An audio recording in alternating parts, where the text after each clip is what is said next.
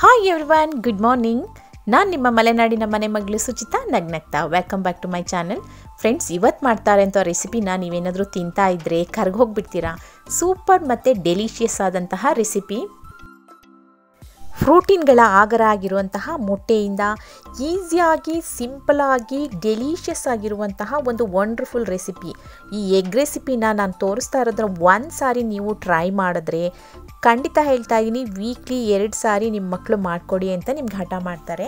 ಅಷ್ಟು ಸೂಪರ್ ಆಗಿರುವಂತಹ ಈ ರೆಸಿಪಿ ತುಂಬ ಸಿಂಪಲ್. ಹೇಗೆ ಮಾಡ್ಕೊಳ್ಳೋದು ಅಂತ ನೋಡ್ಕೊಂಬರೋಣ. ಫ್ರೆಂಡ್ಸ್, ಫಸ್ಟ್ ಟೈಮ್ ಏನಾದರೂ ಚಾನಲ್ಗೆ ವಿಸಿಟ್ ಮಾಡ್ತಾ ಇದ್ದರೆ ಅಥವಾ ವಿಸಿಟ್ ಮಾಡಿನೂ ಸಬ್ಸ್ಕ್ರೈಬ್ ಆಗದಿದ್ದರೆ ಪ್ಲೀಸ್ ಚಾನಲ್ನ ಸಬ್ಸ್ಕ್ರೈಬ್ ಮಾಡ್ಕೊಳ್ಳಿ. ಹಾಗೆಯೇ ಚಾನಲ್ ಸಬ್ಸ್ಕ್ರೈಬ್ ಮಾಡಿಕೊಂಡು ಬೆಲೈಕನ್ ಬಟನ್ ಪ್ರೆಸ್ ಮಾಡೋದನ್ನು ಮರಿಬೇಡಿ. ಹಾಗಾದರೆ ಬನ್ನಿ, ಡೆಲಿಷಿಯಸ್ ಆಗಿರುವಂತಹ ಈ ಸಿಂಪಲ್ ಎಗ್ ಫ್ರೈನ ಹೇಗೆ ಮಾಡ್ಕೊಳ್ಳೋದು ಅಂತ ನೋಡ್ಕೊಂಬರೋಣ. Let's go. Friends, first step ಅಂದರೆ ನಾವೀಗ ಮೊಟ್ಟೆ ಬೇಯಿಸ್ಕೊಬೇಕು. ಮೊಟ್ಟೆ ಬೇಯಿಸ್ಕೊಳ್ಳೋದಕ್ಕೆ ನಾನೊಂದು ಪಾನ್ ಇಟ್ಕೊಂಡು ನೋಡಿ 4 ಮೊಟ್ಟೆನ ಹಾಕ್ಕೊಂಡಿದ್ದೀನಿ. ಬ್ರೌನ್ ಎಗ್ ಇದ್ದರೆ ಅಥವಾ ನಾಟಿ ಕೋಳಿ ಮೊಟ್ಟೆ ಅಂತ ಹೇಳ್ತೀವಲ್ಲ, ಅದಿದ್ದರೆ ಇನ್ನೂ ತುಂಬ ಒಳ್ಳೆಯದು. ಅದಿಲ್ಲ ಅಂದರೆ ಈ ವೈಟ್ ಎಗ್ನೇ ಹಾಕ್ಕೊಳ್ಳಿ. ಮಿನಿಮಮ್ 15 ಮಿನಿಟ್ಸ್ ಇದನ್ನ ಬೇಯಿಸ್ಕೊಳ್ಳೋಣ. ಬೇಯುವಾಗ ಬೇಕಂದರೆ ಸ್ವಲ್ಪ ಉಪ್ಪನ್ನು ನೀವು ಹಾಕ್ಕೊಬೋದು. ನಾನು ಹಾಕ್ಕೊಂಡಿಲ್ಲ ನೋಡಿ. ಇವಾಗ ನಾನು ತೆಗೆದ್ಬಿಟ್ಟು ತಣ್ಣೀರಲ್ಲಿ ಹಾಕಿ ತಣ್ಣಗೆ ಮಾಡ್ಕೋತಾ ಇದ್ದೀನಿ. ಯಾಕಂದರೆ ಮೊಟ್ಟೆ ಸಿಪ್ಪೆ ತೆಗೆಯೋದಕ್ಕೆ ಬರಬೇಕಂದ್ರೆ ನಾವು ಸ್ವಲ್ಪ ತಣ್ಣಗೆ ಮಾಡ್ಕೊಬೇಕಾಗತ್ತೆ, ಇಲ್ಲ ತಣ್ಣೀರಲ್ಲಿ ಹಾಕ್ಕೊಬೇಕಾಗತ್ತೆ.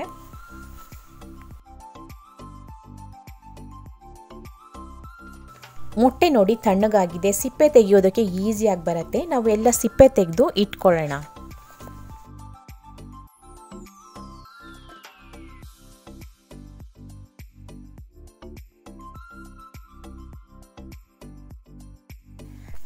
ಫ್ರೆಂಡ್ಸ್ ನೋಡಿ, ಸಿಪ್ಪೆ ಎಲ್ಲ ಹೀಗೆ ತೆಗೆದ ನಂತರ ಮಧ್ಯಕ್ಕೆ ಈ ರೀತಿ ಕಟ್ ಮಾಡ್ಕೊಬೇಕು. ಒಂದು 5 ರಿಂದ 6 ಸಾರಿ ಹೀಗೆ ಕಟ್ ಮಾಡ್ಕೊಳ್ಳೋಣ. ಹೀಗೆ ಕಟ್ ಮಾಡ್ಕೊಳ್ಳೋದ್ರಿಂದ ಮಸಾಲೆ ಎಲ್ಲ ಒಳಗಡೆ ಹೋಗಿ ಮೊಟ್ಟೆ ತಿನ್ನುವಾಗ ತುಂಬ ಚೆನ್ನಾಗಿ ಅನಿಸುತ್ತೆ. ಒಂದು ಪಾನ್ ಇಟ್ಕೊಳ್ಳೋಣ. ನಿಮಗೆ ಎಣ್ಣೆ ಜಾಸ್ತಿ ಬೇಕಂದರೆ ಜಾಸ್ತಿ ಹಾಕ್ಕೊಬೋದು. ನಾನೊಂದು 2 ಸ್ಪೂನಷ್ಟು ಹಾಕ್ಕೊಂಡಿದ್ದೀನಿ. ಎಣ್ಣೆ ಜಾಸ್ತಿ ಹಾಕಿದ್ರೆ ಟೇಸ್ಟ್ ತುಂಬಾ ಚೆನ್ನಾಗಿರುತ್ತೆ. ನಿಮ್ಗೇನಾದರೂ ಹೆಲ್ತ್ ಕಾನ್ಷಿಯಸ್ ಇದ್ದು ಕಡಿಮೆ ಎಣ್ಣೆ ತಿನ್ನಬೇಕಂದ್ರೆ 2 ಸ್ಪೂನ್ ಸಾಕು ಅನಿಸುತ್ತೆ. ಎಣ್ಣೆ ಕಾದ ನಂತರ ನಾವು ಸ್ವಲ್ಪ ಶುಂಠಿ ಮತ್ತು ಬೆಳ್ಳುಳ್ಳಿನ ಜಜ್ಜಿಬಿಟ್ಟು ಪೇಸ್ಟ್ ಮಾಡಿ ಇಟ್ಕೊಂಡಿರೋಣ. ನೀಟಾಗಿ ಎಣ್ಣೆ ಕಾದ ನಂತರ ಹಾಕ್ಕೊಳ್ಳೋಣ. ಶುಂಠಿ ಬೆಳ್ಳುಳ್ಳಿ ಬೇಕಂದರೆ ನೀವು ನೈಸ್ ಪೇಸ್ಟ್ ಬೇಕಂದ್ರೂ ಮಾಡ್ಕೊಬೋದು. ಸ್ವಲ್ಪ ನಾನು ತರಿಯಾಗಿಯೇ ಮಾಡ್ಕೊಂಡಿದ್ದೀನಿ. ನಾವಿವಾಗ ರೋಸ್ಟ್ ಆದಮೇಲೆ ಸ್ವಲ್ಪ 1 ಸ್ಪೂನಷ್ಟು ಜೀರಿಗೆ ಪುಡಿನ ಹಾಕ್ಕೊಳ್ಳೋಣ.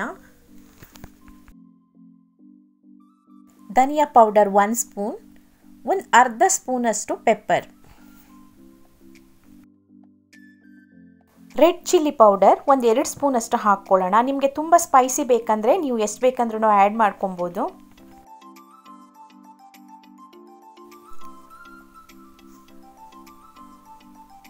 ಒಂದು 2 ನಿಮಿಷ ಮೀಡಿಯಮ್ ಮತ್ತು ಲೋ ಫ್ಲೇಮ್ ಎರಡರ ಮಧ್ಯದಲ್ಲಿ ಇಟ್ಕೊಂಡು ಸ್ವಲ್ಪ ಲೈಟಾಗಿ ಇದ್ರ ಹಸಿ ವಾಸನೆ ಎಲ್ಲ ಹೋಗಿ ಗಮ್ ಅಂತ ವಾಸನೆ ಬರೋವರೆಗೂ ಫ್ರೈ ಮಾಡ್ಕೊಳ್ಳೋಣ. 5 ರಿಂದ 6 ಎಸಳಷ್ಟು ಕರಿಬೇವು ಹಾಕ್ಕೊಳ್ಳೋಣ. ಕರಿಬೇವು ಹಾಕ್ಕೊಳ್ಳೋದ್ರಿಂದ ಅರೋಮಾ ಸೂಪರ್ ಆಗಿರುತ್ತೆ. ಇದರಲ್ಲಿ ರೋಸ್ಟ್ ಆಗಬೇಕು ಕರಿಬೇವು. ಅವಾಗ ತಿನ್ನುವಾಗ ಒಂದು ರೀತಿ ಸ್ಮೆಲ್ ಎಲ್ಲ ತುಂಬ ಚೆನ್ನಾಗಿರುತ್ತೆ.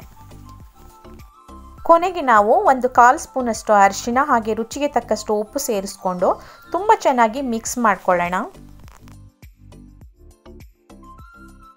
ಫ್ರೆಂಡ್ಸ್, ಇವಾಗ ಮಸಾಲ ಎಲ್ಲ ರೆಡಿಯಾಗಿದೆ. ನಾವು ಆವಾಗಲೇ ಮೊಟ್ಟೆ ಸಿಪ್ಪೆ ಎಲ್ಲ ಸುಲ್ಕೊಂಡು ಕಟ್ ಮಾಡಿ ಇಟ್ಕೊಂಡಿದ್ವಲ್ವ, 1 ಬೈ 1 ಇದ್ರ ಜೊತೆಯಲ್ಲಿ ಸೇರಿಸ್ಕೊಂಡು ತುಂಬ ಚೆನ್ನಾಗಿ ಮಿಕ್ಸ್ ಮಾಡಿ ಮಸಾಲ ಎಲ್ಲ ಒಳಗಡೆ ಹಿಡಿಯೋವರೆಗೂ ಲೋ ಮತ್ತು ಮೀಡಿಯಮ್ ಫ್ಲೇಮಲ್ಲಿ ಇಟ್ಕೊಳ್ಳೋಣ. ತುಂಬ ಹೈ ಫ್ಲೇಮ್ ಹಾಕ್ಕೊಂಡ್ರೆ ಹೊತ್ತೋಗ್ಬಿಡುತ್ತೆ, ಕಪ್ಪಾಗತ್ತೆ ತುಂಬಾ. ಒಂದು 2 ನಿಮಿಷದಷ್ಟು ನಾವು ಈ ರೀತಿ ಬೇಯಿಸ್ಕೊಳ್ಳೋಣ. ನಾನು ಮೊದಲೇ ಹೇಳಿದೆ, ನಿಮಗೆ ಎಣ್ಣೆ ಜಾಸ್ತಿ ಬೇಕಂದರೆ ಜಾಸ್ತಿ ಹಾಕ್ಕೊಳ್ಳಿ, ತುಂಬ ಚೆನ್ನಾಗಾಗತ್ತೆ. ಇನ್ನೂ ಸ್ವಲ್ಪ ಬೇಕಂದರೆ ಖಾರನ ಹಾಕ್ಕೊಬೋದು. ಮಕ್ಕಳೆಲ್ಲ ಇದ್ದರೆ ತಿನ್ನೋದಿಲ್ಲ ಅಂತ ನಾನು ಸ್ವಲ್ಪ ಕಡಿಮೆ ಹಾಕ್ಕೊಂಡಿದ್ದೀನಿ. ನೀವು ಸ್ಪೈಸಿ ಇಷ್ಟಪಡೋರಾದರೆ ಇನ್ನೂ 1 ಸ್ಪೂನ್ ಬೇಕಂದರೆ ಆ ಪೆಪ್ಪರ್ ಅಥವಾ ಖಾರ ಪುಡಿನ ಜಾಸ್ತಿನ ಚಿಲ್ಲಿ ಪೌಡರ್ನ ಹಾಕ್ಕೊಬೋದು.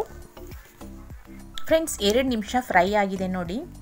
ಸ್ವಲ್ಪ ಕೊತ್ತಂಬರಿ ಸೊಪ್ಪು ಹಾಕ್ಕೊಂಡು ಗಾರ್ನಿಷ್ ಮಾಡ್ಕೊಳ್ಳಿ. ಸೂಪರಾಗಿ ನೋಡಿ, ಎಷ್ಟು ಸಖತ್ತಾಗಿ ಕಾಣಿಸ್ತಾ ಇದೆ ಅಲ್ವಾ. ಸ್ಪೈಸಿ ಆಗಿರುವಂತಹ ಎಗ್ ಫ್ರೈ ರೆಡಿಯಾಗಿದೆ. 1 ಸಾರಿ ಟ್ರೈ ಮಾಡಿ. ನಿಜ ಹೇಳಬೇಕಂದ್ರೆ ಇದನ್ನ 1 ಸಾರಿ ಟ್ರೈ ಮಾಡಿದ್ರೆ ವೀಕ್ಲಿ 2 ಟೈಮ್ಸ್ ಮಾಡ್ಕೊಂಡು ತಿಂತಾನೆ ಇರ್ತೀರಾ. ಸ್ಪೈಸಿ ಮಸಾಲಾ ಎಗ್ ಫ್ರೈ ರೆಡಿಯಾಗಿದೆ ಫ್ರೆಂಡ್ಸ್. ವಿಡಿಯೋ ಇಷ್ಟ ಆದರೆ ಲೈಕ್ ಮಾಡಿ ಹಾಗೆ ಸಬ್ಸ್ಕ್ರೈಬ್ ಮಾಡೋದನ್ನು ಮರಿಬೇಡಿ. ಮತ್ತಷ್ಟು ಮಲೆನಾಡಿನ ಅಡುಗೆಗಳೊಂದಿಗೆ ನಾನು ನಿಮ್ಮನ್ನು ಮತ್ತೊಂದು ವಿಡಿಯೋದಲ್ಲಿ ಮೀಟ್ ಮಾಡ್ತೀನಿ. ಅಂಟಿಲ್ ದೆನ್ ಟೇಕ್ ಕೇರ್, ಬಾಯ್, ಕೀಪ್ ಸ್ಮೈಲಿಂಗ್ ಆಲ್ವೇಸ್.